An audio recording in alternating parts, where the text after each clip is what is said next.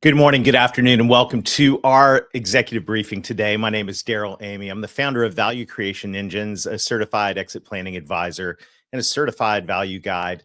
And I'm so excited about our conversation today because what I want to share with you and what I want us to be thinking about together is what are you going to grow in 2025? Look, this is the time of year when we're all setting goals. I love this time of year. We're here in December. And we're setting goals for 2025. But the types of goals we set are really, really important. Makes me think of Stephen Covey when he talked about getting to the top of the ladder and having that moment of going, oh no, my ladder was leaned against the wrong wall. We need to make sure that as we set goals for 2025, that our ladder is not leaned against the wrong wall, that we're actually aiming at the things that are going to maximize our return on our business. And as you might imagine, I want to talk about setting goals around enterprise value. Really, there's three ways to set goals when it comes to growing a business. Level one is revenue. And I talk with business owners all the time and I ask, what are your goals for the business? And the most common answer I hear is, hey, Darrell, we want to grow from blank to blank, 10 to 20, 20 to 50, 5 to 10. And what they mean is they want to grow their revenue. And while revenue is an important goal to have, it's not the most important. I want to illustrate that today. The second way to set goals is around profit. And we'll talk about two different ways to set profit goals and which one is most useful in terms of driving number three, which is the most important goal, which is enterprise value. Enterprise value, as Milton Friedman said, the purpose of a business is to drive value for the shareholders. And as enterprise value increases, all kinds of great things increase as there's resources freed, as there's ability to create great culture, great returns for the owner and any other shareholders, and great ability to create resources for impact. And in fact, that's my purpose. My purpose is to help purpose-driven business owners maximize the valuation of their companies so they can maximize their impact. And if we want to maximize valuation and maximize our impact, we need to make sure our ladder is leaning against the right wall. We need to make sure the goals that we're setting are going to put us in the direction so that we can get the maximum benefit out of our business and get the maximum benefit for our shareholders, our employees, our clients, and everybody involved. So how does all of this work? Well, I want to look at each one of these three ways of setting goals. We'll talk about the strengths and weaknesses of each. And then I want to give you a real world example of why goal setting matters.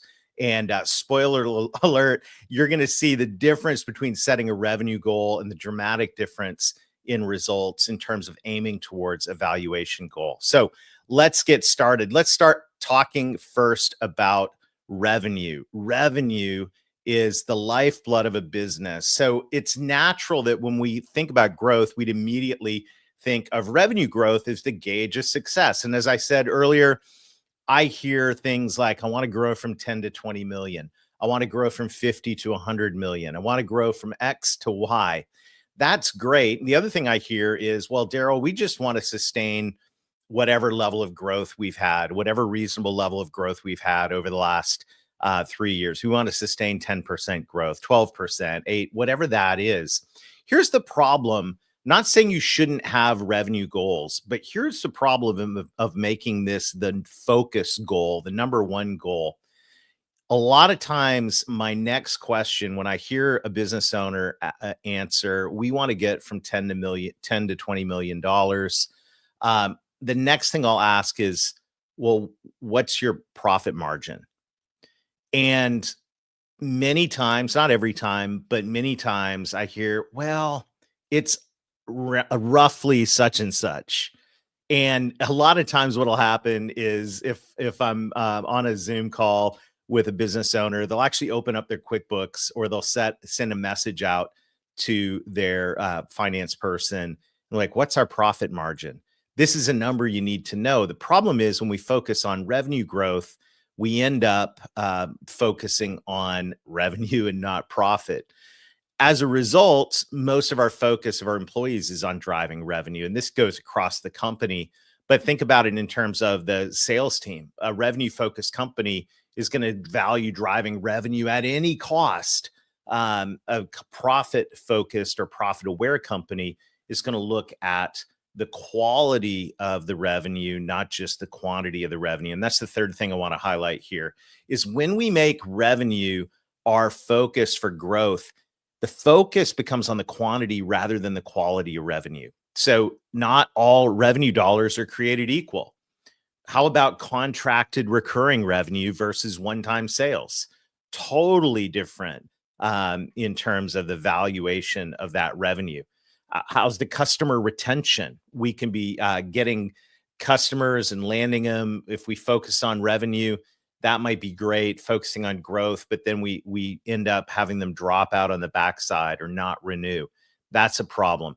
The other metric that I advocate for in my book, Revenue Growth Engine, is a metric I learned earlier in my career around revenue, and that is 100% sold, meaning what percent of customers are buying everything they could be buying from our business.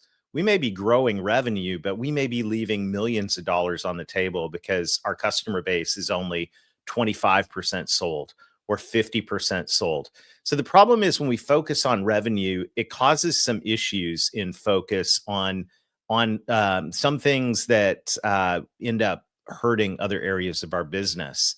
And so the second way to set goals is around profit. And I would say that if you're setting goals on revenue, if you make this shift to profit in 2025, this is going to be a really good thing for your business. Level 2 growth goals, profit. Focus on profit as a gauge of success. This is a company that says, hey, we brought $5 million to the bottom line this past year. We brought, X million dollars to the bottom line. A lot of times when you see a company focus on profit, they focus on the dollars of profit.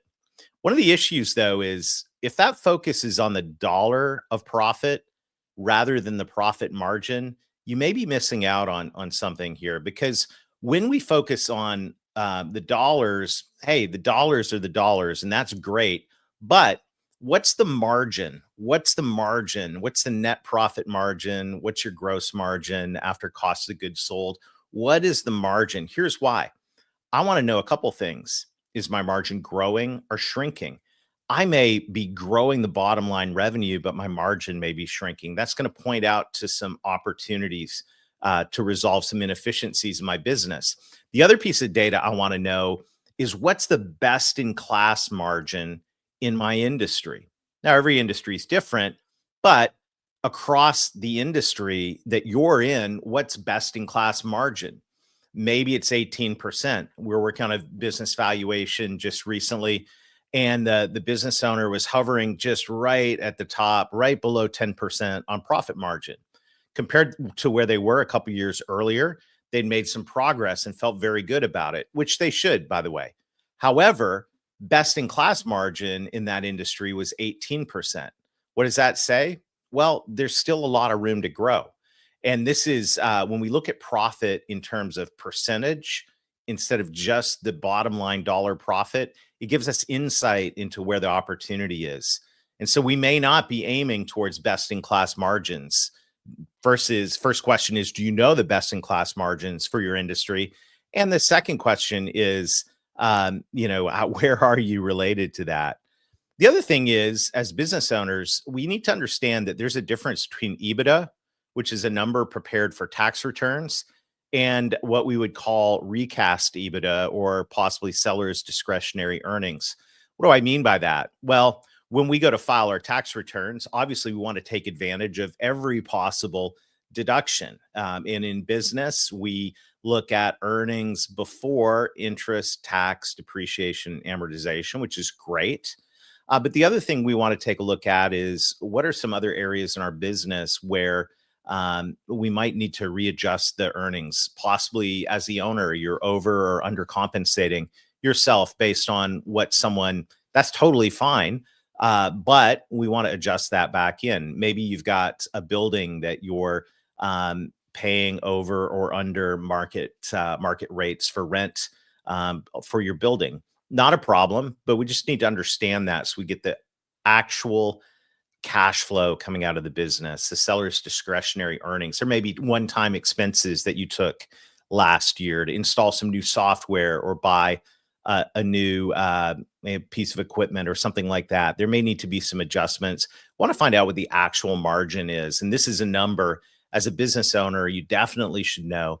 And certainly as we do evaluation of your business, we're going to look at any add backs and any adjustments to EBITDA to make sure that we have a clear understanding of the actual profit on the business. We like to call it the real number or the number.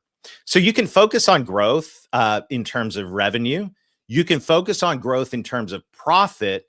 That's better, but the best is focusing on growth in terms of the growth of the value of your business, the growth and the value of your business. Now, for mid-market businesses, and we've talked about this in previous live streams, there's a number of ways to value your business. You could do bring an accountant in and do a discounted cash flow on the business, which certainly has its time. They also a fair market value when it comes time to look at legal transactions and all of that. For the purpose of operating your business, the way that I recommend, and many of our certified exit planning advisors recommend, is looking at a market valuation of the business. In other words, what would the business be worth on the market today? And the reason that's important is it gives us two things. It actually gives us an understanding of the value of the business. It also gives us a clear understanding of what's holding that value back. So when we focus on enterprise value and look at the market value of the business, you're looking at two things. In a market valuation, you're taking that adjusted EBITDA that we just talked about, and you're multiplying it times a multiple. And every industry has a range of value in an industry. It might hypothetically be from 4 times EBITDA to 8 times. It might be from 5 to 9. It might be from 3 to 6. It depends on your industry. That's the market. Those are data points that can be looked up and researched and comped. Just like if you're buying a house, you want comparable values in your neighborhood. Similar, that can be done. And when we do a business valuation, we look at comps on that to understand where you fall in that range of value. But one thing that a lot of, and by the way, just a little footnote on that, if you don't know the range of value, it's something you need to understand. And it's always shifting based on the market. And if you learned your range of value by a conversation you had at the bar during an industry trade show or on the 17th green of your golf course, it really is not reliable data. You need to find out what the actual range of value is in your industry. And that's one of the things that we do when we're doing evaluation on a business. But in addition to the industry range of value, we also want to understand the industry range of profit. This goes back to what we were just talking about. What's best in class profit in your industry? Because if you're running a profit margin, let's say of 11%, and best in class is say 15%, you've got 4% of your revenue times the multiple that could be added potentially to the value of your business. And if you take a look at we're going to give an example right now in terms of these 3 different ways. We talked about this last week in our executive briefing, but you take a look at a business that is, got weak, middle of the road percent of net profit. That business is probably going to be middle of the road on multiple. You take a business, not fair, but you take a business that makes sense, that has best in class net profit. They're probably going to be leaning heavier to the higher side of the range of value on the multiple. So not only is that bigger best in class profit margin going to be generating more cash flow, that cash flow is actually more valuable in many cases to a buyer. And thus the value of the company and the multiple on that cash flow goes up. And that's where things can get really, really exciting. Now, you don't get that unless you focus on valuation of your organization. You're probably going to miss it. And sadly, a lot of business owners end up getting surprised. UBS did some research last year. I think it was on about 1,600, if my memory serves me correctly. You can look the report up online. mid-market business owners that sold their business recently, and 82% of them wish they'd spent more time preparing for their business. What does that mean? Well, it means that 82% of them probably, if you dug a little deeper, I'm guessing here, but they would have said, I wish I thought about the valuation of my business a lot sooner and worked on that, because had I done that 3 years out, 4 years out, 5 years out, or had I been prepared when the offer came in, I would have been in a much better place to maximize the value of my business. And in that same research report, it's around 40% of the business owners that had sold their business said they spent less than a year preparing. Since it usually takes about 9 to 12 months to just get through the transaction for a mid market business, that meant that 4 out of 10 businesses didn't prepare at all, probably didn't know the value of their business. But if you're smart, you're going to understand the value of your business, and then you're going to set goals based on an understanding of what's the range of profit in the industry? Like, what's possible for a business like mine? What's the range of multiples in the industry? Is it 4 to 8? And how do I get to the premium side of that range of multiples? And once you understand value, then you can begin to lead your business and create strategic value plan to be able to grow the business. So let's look at some examples here. I just want to share just a hypothetical example. This was also in my blog article earlier this week. And let's just pretend we've got a company, got nice round numbers here, 10 million in revenue, a million to the bottom line. So their net profit margin is 10%. By the way, let's say hypothetically, the best in class margin for that industry is 18%. So at least you know, hey, we're probably leaving some money on the table here. Um, let's say that range of value in that industry, just keep the numbers simple, is 4 to 8 times adjusted EBITDA. And let's say right now, based on an assessment of that company and its probably lack of preparation, it's on the lower end of the valuation range, 5x. So we would say, what's the value? Well, it's the current profit, adjusted EBITDA, in this case, $1 million multiplied times the multiple. So 1 million times 5 million, or 1 million times 5 is 5 million. So you take a look at this company, and let's say this company says, we're really going to focus in on revenue growth. We're going to get 30% revenue growth. We're going to bust it. Really, do.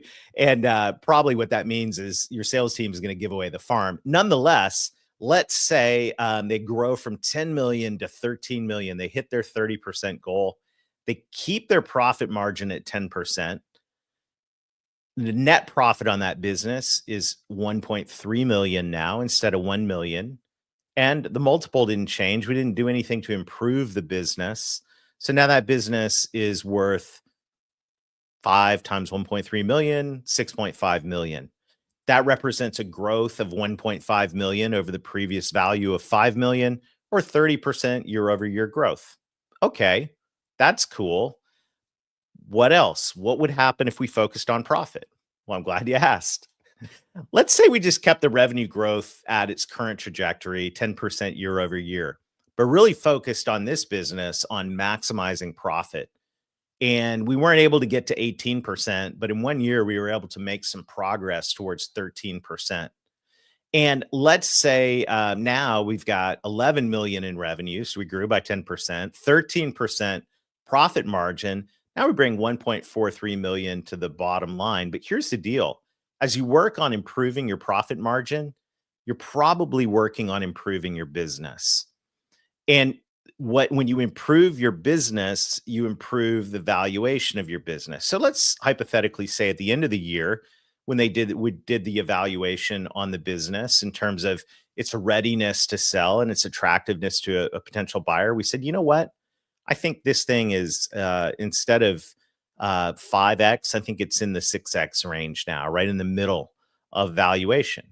Well, look at this. 6 times 1.43 million is 8.6 million in value. So we grew revenue by 1 million, but we grew valuation by 3.6 million, or 72% over the previous valuation of 5 million. Now that's pretty cool, isn't it? More modest revenue growth, focused on profit in this case, worked on the business improved in some of the areas that would be important to an investor in terms of its readiness to sell, its attractiveness to a potential buyer. And there, simply by focusing on profit, we got double the impact, more than double the impact of value growth on that business. Now, what if instead of focusing on revenue and profit, we focused on valuation? Now, before we look at this, I just want to bring something up. When you focus on growing the value of your business, when you do that the right way, you're putting the right processes in place. You're getting people engaged in working on the business and not just in the business. A lot of times it's just the owner working on the business. Now we're going to get teams of people working on the business. We're improving the company. We're building an entrepreneurial culture. Hopefully, inside that, we're sparking some innovation intentionally as well.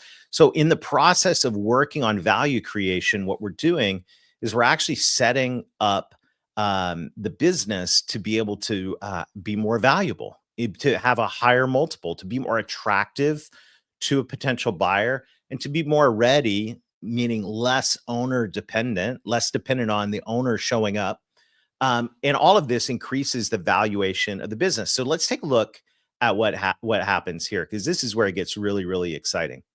Let's go. Let's look at this last column. Let's say this company, just we'll stay with scenario 2 here in the far right column, 10% reasonable growth, hit 11 million, hit 13% profit margin, but they really worked on improving the business and making it ready and attractive. And the owner worked on reducing the dependence on the owner, and they worked on reducing risk in the company, all the different things that you do. And by the way, we talk about in my latest book, which I'll show you in just a moment.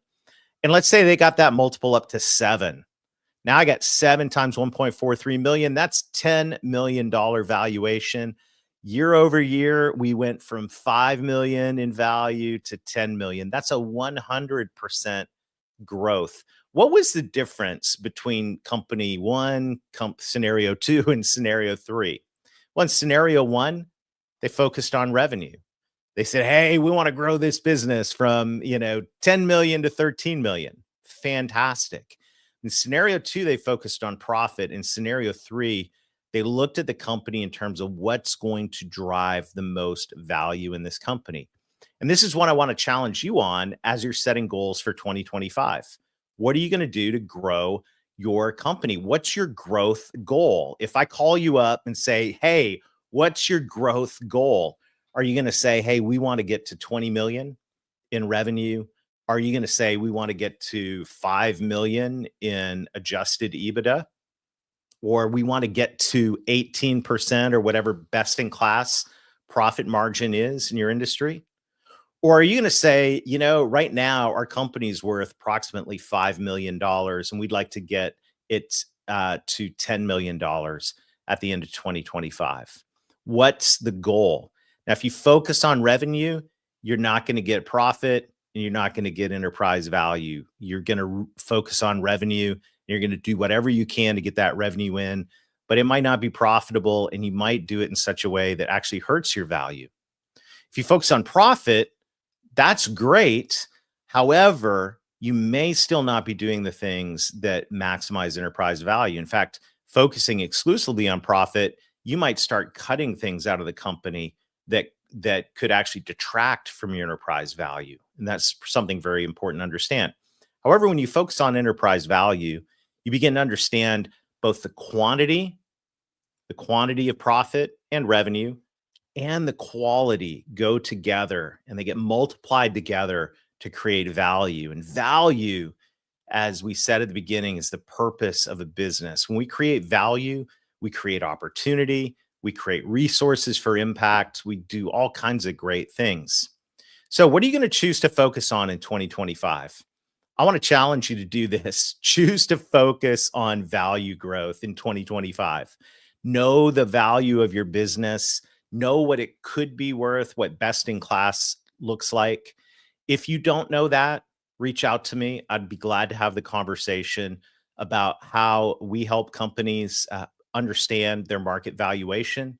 And if we're not able to help you, we'll point you in the right direction. No problem about that. Happy to have that conversation. Just go to valuecreationengines.com and click on the Get Started button. The other thing you need to do is know your current and potential business valuation. So, what is it? What could it be? That's all part of that calculation. And the third thing is, do you have a plan? Do you have a plan? Um, you've got to have some goals and direction that are aimed at increasing value. So if you'd like to talk about that, I'd be happy to have the conversation. And I'll also be happy to send you that are coming hot off the press right now, our pre-readers edition of A Business Owner's Guide to Maximize Business Valuation. If you go to book.valuecreationengines.com, we'll put it in the show notes. That's book.valuecreationengines.com. Cover the shipping and handling. I'd love to send you a pre-reader's copy of the book. So thank you for joining us today.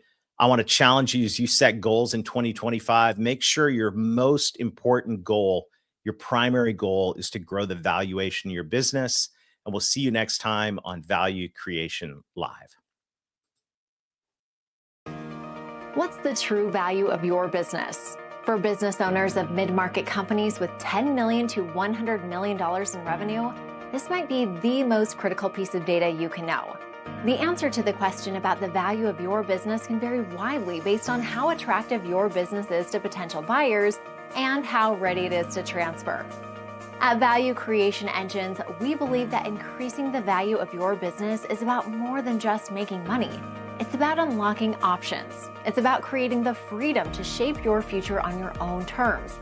It's about harvesting assets to create a meaningful impact in your family and in the world. Knowing and growing the value of your business is not just about creating a successful sale or transition to the next generation. A business that has intentionally focused on value creation runs at peak performance, giving you the freedom to begin stepping back from day-to-day operations, freeing you to pursue new passions both inside and outside your company. Here's the challenge. Recent research by the Exit Planning Institute revealed that over 83% of businesses that start a sales process fail to complete the transaction. Only 17% of businesses that begin the process of selling are successful.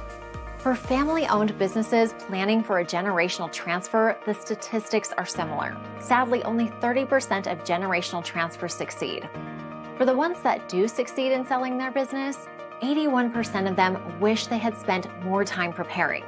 That's why smart business owners get on the front of this by creating a strategic exit plan as far as 5 to 7 years in advance, allowing them to accelerate company value as they prepare the company for a successful sale. At Value Creation Engines, we specialize in helping mid-market companies multiply their valuation so they can maximize their impact.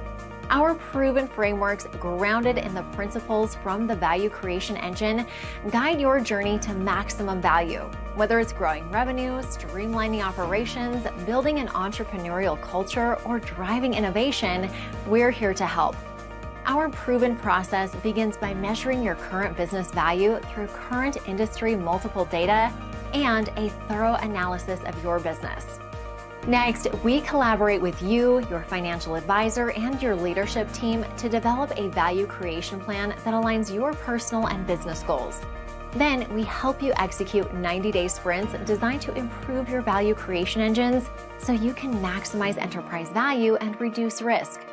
Every 90 days, we'll review your progress, adjust the plan, and evaluate if it's time to sell or keep growing. It's time to take control of your business's future. Unlock the full potential of your company and create more options for your next chapter. Schedule your 90-minute enterprise value meeting now. Discover the top ways to accelerate value and get the answers you need to minimize your risks and maximize your valuation.